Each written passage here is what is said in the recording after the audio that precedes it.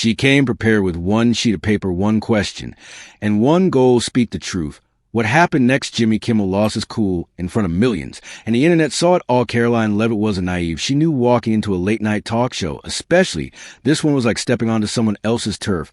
Still, she accepted the invitation. The email from the producers framed it as a chance to talk about the growing voice of young voters, and to her, that was worth showing up for. But something about the wording felt a little too polished, a little too controlled. She landed in Los Angeles late in the afternoon.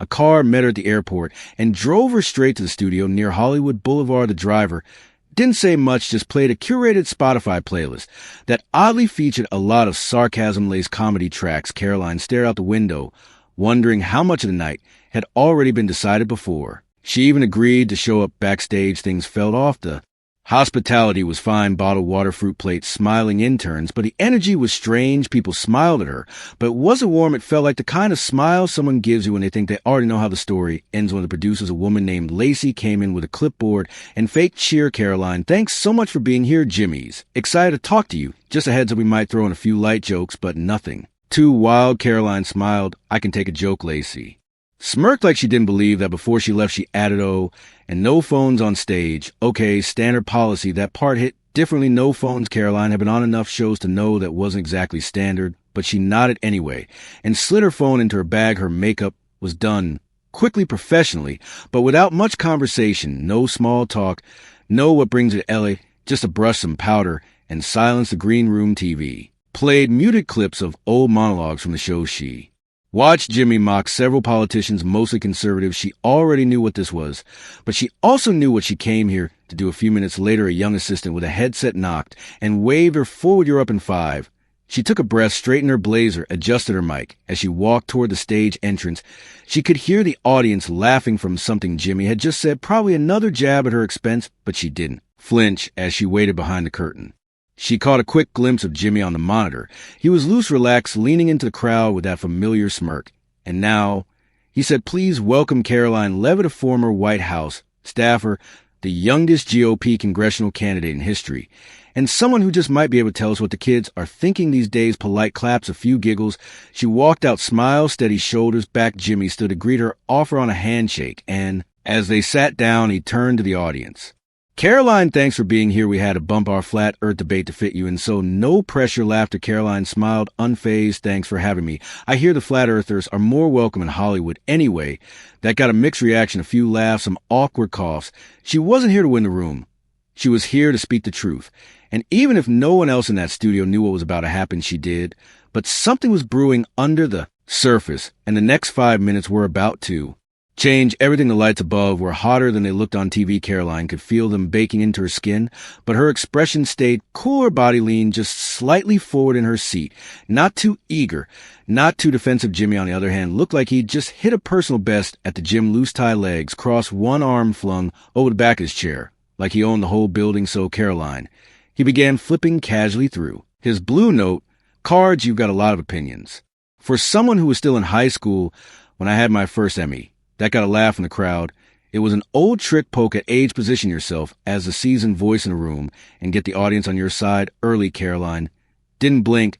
Well, Jimmy, I was still in high school when a lot of people made decisions that hurt my generation.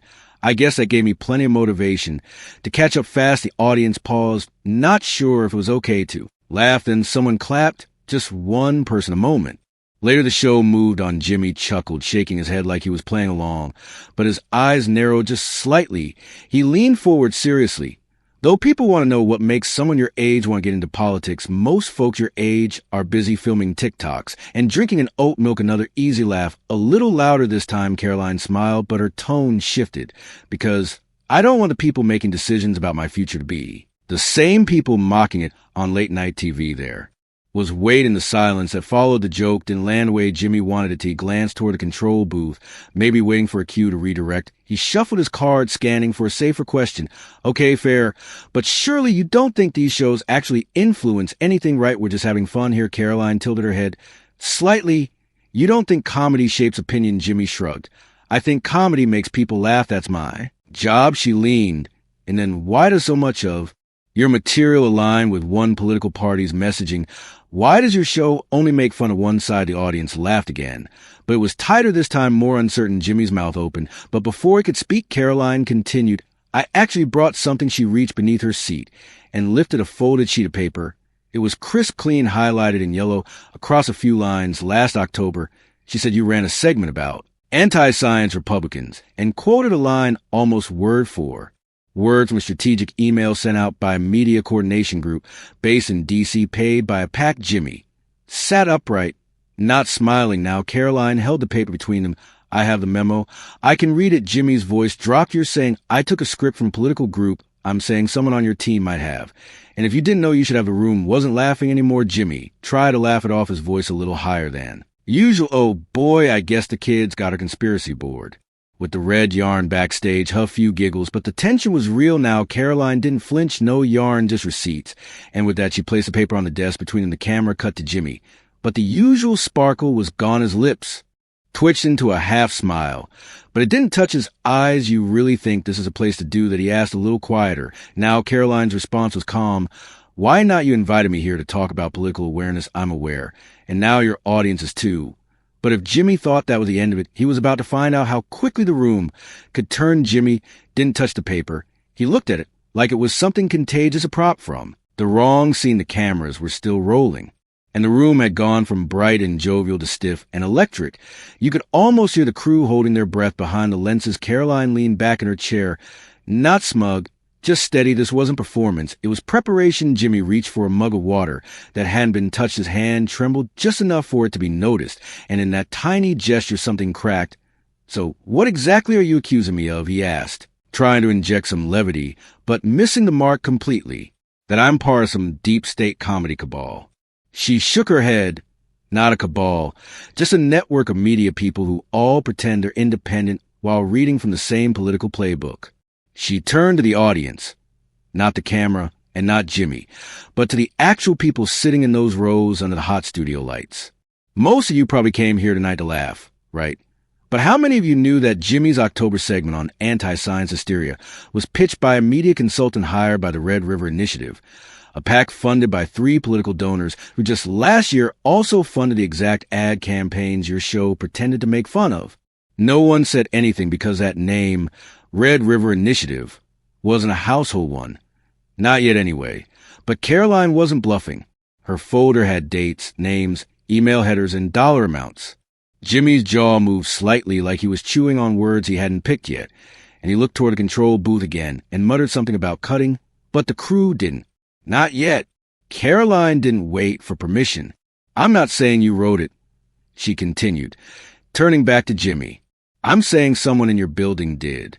Someone got the language, got the spin, and passed it along, and then it ended up in your monologue dressed up as comedy. Jimmy shot back. Come on, you think I write every joke? No, she said, but you take credit for them. The audience murmured now, a few people shifting in their seats.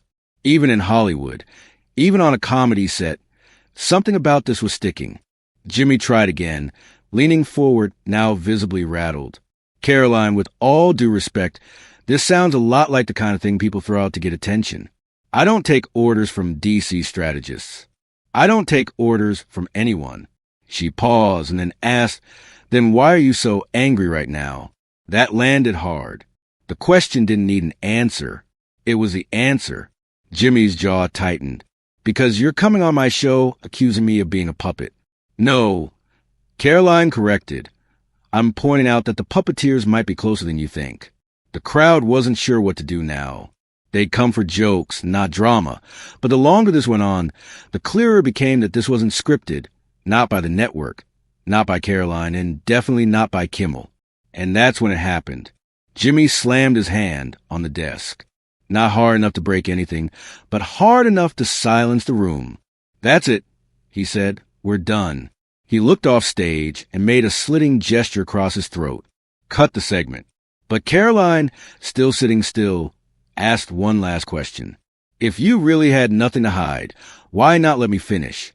The lights dimmed slightly as the crew began prepping for commercial, but it was too late. A handful of audience members had already pulled out their phones. No one cared about the no recording rule anymore. The raw footage was going to make it out. And by morning, Everyone would have seen exactly how it went down. But what spread next wasn't just a clip. It was a conversation, and it wasn't one Jimmy Kimmel would be able to control. By the time they came back from commercial, Jimmy's face was tight. No more casual jokes. No more crowd-warming banter. Just a stony half-smile and forced composure. Karoline was still seated, still calm, still holding that folded paper with the highlighted lines. The studio had lost its bounds. It was dead quiet between laughs now, and the applause signs might as well have been invisible. Jimmy forced a chuckle as the camera returned to them. Well, that escalated. He said, looking out at the crowd. It was a kind of line designed to reset the mood, but no one laughed. Not really. A few claps, unsure. The audience wasn't with him anymore. They weren't against him either. They were just watching. He turned to Karoline. So are we doing journalism now, or are you still pretending to be a politician? Karoline met a stare with the same composure she'd walked in with. Neither, she said, just trying to tell the truth. I thought that used to be popular. Jimmy leaned forward.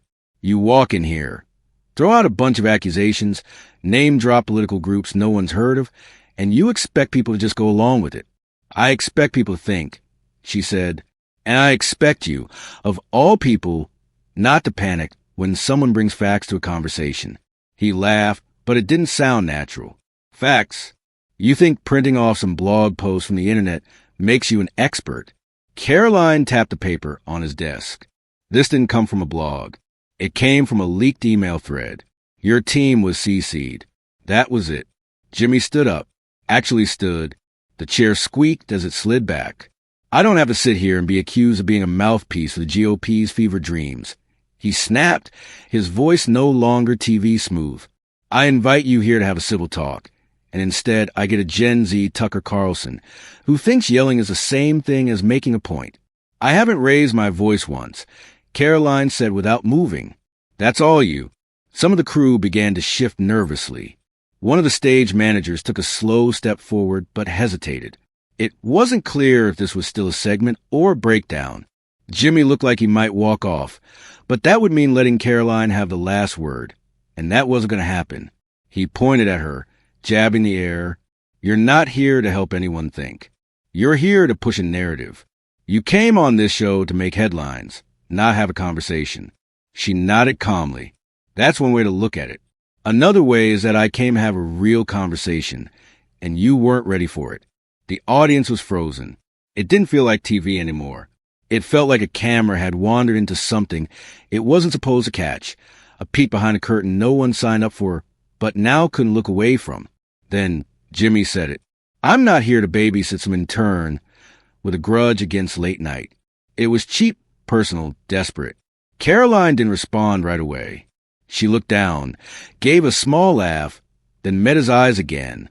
That right there, she said, that's the problem.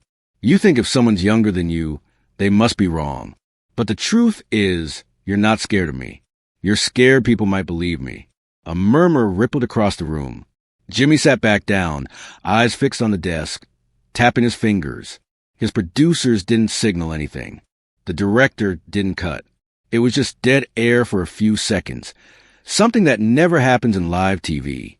Then Karoline stood. I think we're done here, she said. I said what I came to say.